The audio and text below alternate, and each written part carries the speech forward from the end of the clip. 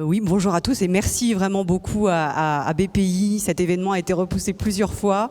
Depuis le début, j'avais vraiment souhaité y participer. Merci de m'avoir donné l'occasion de venir m'exprimer devant vous. Donc effectivement, moi j'ai un parcours qui est un peu original. Je n'ai pas vraiment tout lâché. Et je vais vous expliquer pourquoi.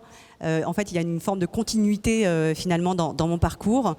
Mais je vais me prêter à un exercice que j'aime pas trop en général, qui est de parler de moi, parce que finalement, je pense que cette aventure entrepreneuriale est intéressante, et si elle peut donner des idées à d'autres entrepreneurs, eh bien, je serais ravie de pouvoir être une source d'idées ou même d'inspiration, soyons immodestes.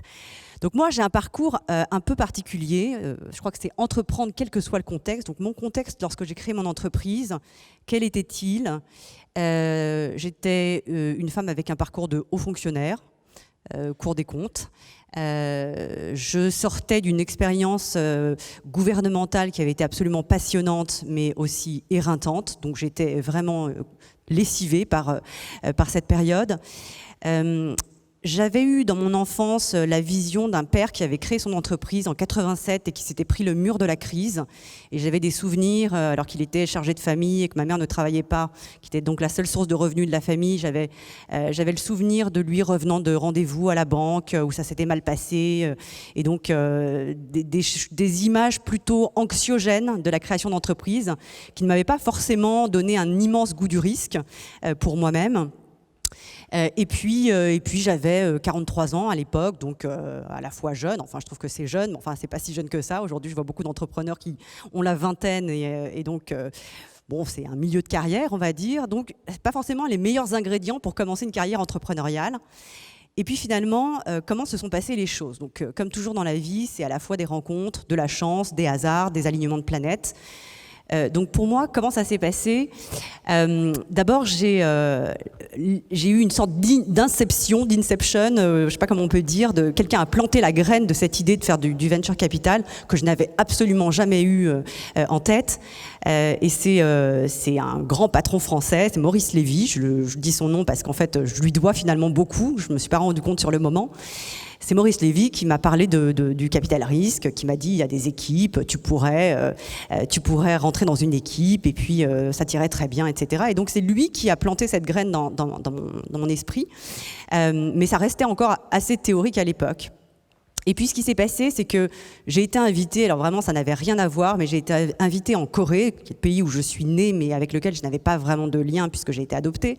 Donc un pays que j'avais très peu fréquenté finalement, sauf à l'occasion de quelques visites officielles.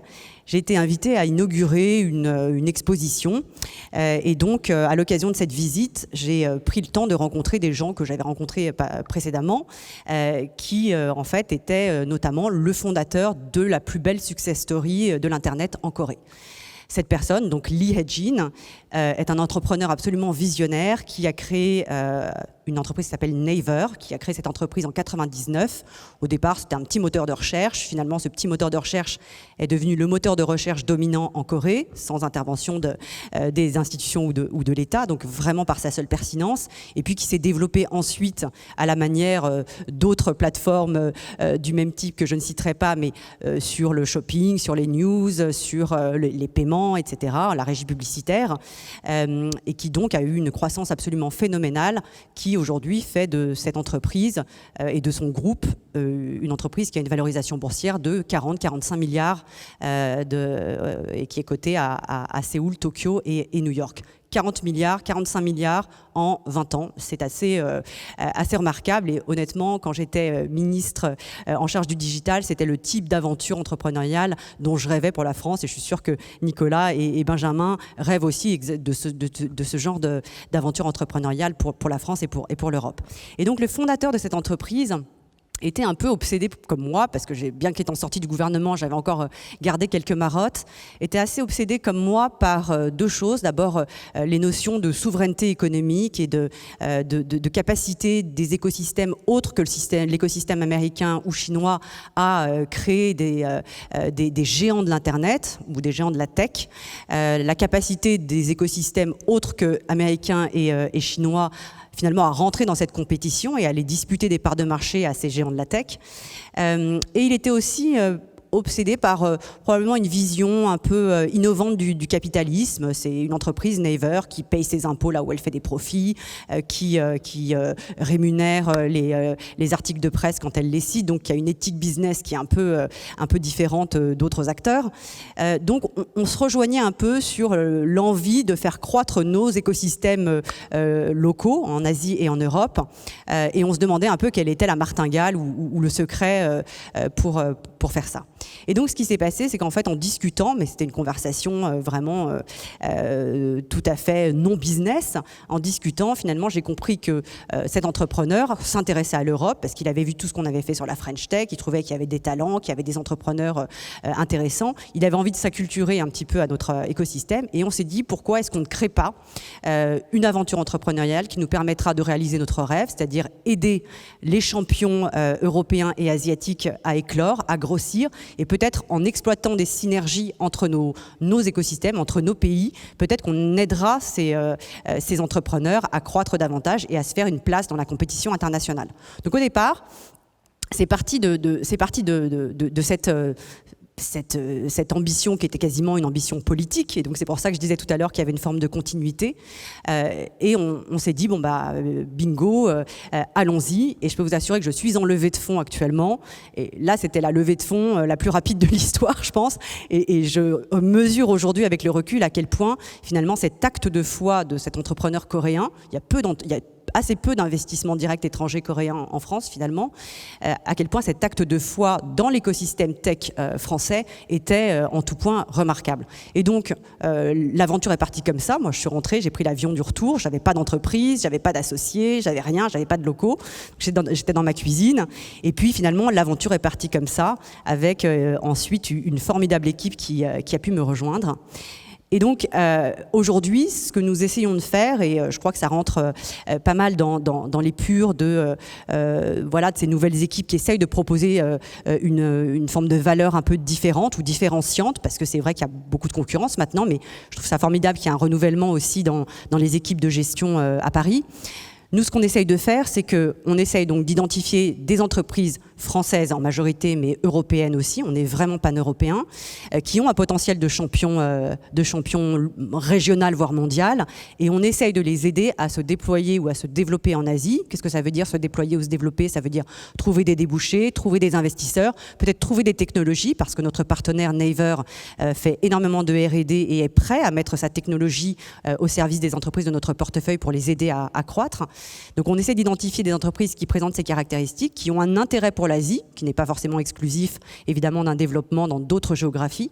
Et donc on est très hands-on auprès des entrepreneurs pour les aider à identifier des partenaires ou des clients en Asie. Donc ça c'est l'aspect, la dimension synergie avec l'Asie, qui je crois est assez originale, même si Cathay fait la même chose avec la Chine. On est très proche d'ailleurs de Cathay. L'autre chose qu'on a voulu faire, c'est que comme on était une équipe jeune et qu'on avait besoin de se constituer un réseau et qu'on souhaitait vraiment être pan-européen, on a décidé de se créer un réseau européen en investissant aussi dans des fonds, en mettant des petits tickets dans des fonds européens. Et donc, on a souhaité pouvoir faire une toute petite poche de fonds afin de pouvoir accélérer la création de notre réseau. Donc, on avait une stratégie un peu hybride, même si on est des investisseurs directs, qui nous a permis de nous constituer un réseau dans des géographies qu'on connaissait mal, la Scandinavie, les pays de l'Est, les pays nordiques, les pays baltes. Et donc, ça nous a permis de très rapidement de devenir vraiment pan-européens. Et puis, la troisième caractéristique qui nous différencie, je crois, par rapport à d'autres fonds, sans jugement de valeur, bien entendu, en toute humilité, c'est qu'on a des profils, du fait du mien déjà, qui sont assez originaux et qui présentent une palette de compétences, du coup, assez diversifiée. L'aspect réglementaire, affaires gouvernementales, relations avec les administrations, étant, je pense, assez intéressant pour un certain nombre d'entreprises qui ont des enjeux réglementaires. J'ai un associé, Antoine, qui est à Londres. On a un bureau à Londres et un bureau à Séoul, donc à Londres, Antoine, qui était mon camarade en prépa HEC, donc ça ne nous rajeunit pas, mais c'est une histoire très ancienne. Lui a fait beaucoup de banques d'affaires et donc c'est le deal maker. Il est parfait pour négocier les deals, mais aussi réfléchir d'ores et déjà aux options de financement ou de sortie de nos participations. Et puis Paul, qui lui a fait toute sa carrière dans le VC et qui est un entrepreneur de la tech au départ et donc qui, lui, est vraiment très expérimenté dans l'investissement. Donc je crois que nos trois profils se complètent très bien.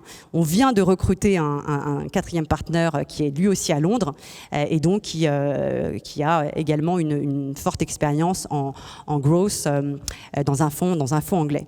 Donc voilà ce que nous avons construit jusqu'à présent avec Corelia, et donc nous essayons d'avoir de l'ambition, d'essayer de faire croître cette aventure entrepreneuriale. Je ne sais pas encore exactement si ça prendra la forme d'une plateforme ou si on va essayer de faire croître d'abord nos actifs sous gestion en gardant ce même positionnement.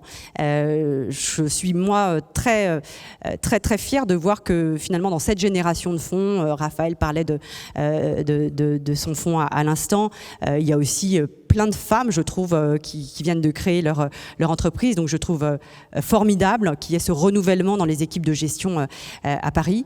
Et moi, ce que je retiens de mon parcours, qui est un peu bizarre, parce que finalement, après un parcours dans la fonction publique, finalement, c'était pas totalement prédestiné à faire ce métier.